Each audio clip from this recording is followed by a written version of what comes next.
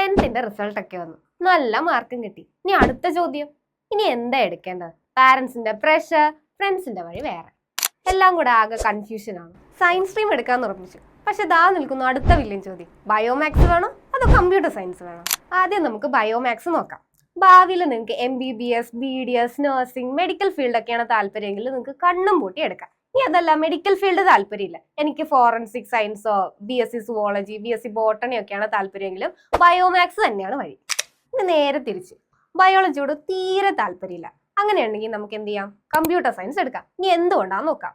ഭാവിയിൽ നിങ്ങൾക്ക് engineering, BTech, BCA, cyber security മുതലായ IT ഫീൽഡുകളിലേക്ക് പോകാൻ താല്പര്യമുള്ളവർക്ക് പറ്റിയൊരു പെർഫെക്റ്റ് ചോയ്സ് തന്നെയാണ് കമ്പ്യൂട്ടർ സയൻസ്. ഒരു കാര്യം ഓർക്കുക, മറ്റുള്ളവർ പറയുന്നത് കേട്ടല്ല, നിങ്ങളുടെ ഇൻട്രസ്റ്റ് നോക്കി മാത്രം സ്ട്രീം സെലക്ട് ചെയ്യുക. ഒരു കാര്യം ഓർക്കണം, രണ്ടിലും മാത്സ് ഉണ്ട്, ബയോമാക്സിലും ഉണ്ട്, കമ്പ്യൂട്ടർ സയൻസിലും ഉണ്ട്. ഏതാണ് നിങ്ങളുടെ ചോയ്സ്? താഴെ കമൻറ്റ് ചെയ്യുക. കൂടാതെ മറ്റ് 10ാം ക്ലാസ് കഴിഞ്ഞ കുട്ടികൾക്കായി ഇത് ഷെയർ ചെയ്യുക. കൂടുതൽ അപ്ഡേറ്റ്സിനായി നമ്മുടെ ചാനൽ ഫോളോ ചെയ്യുക.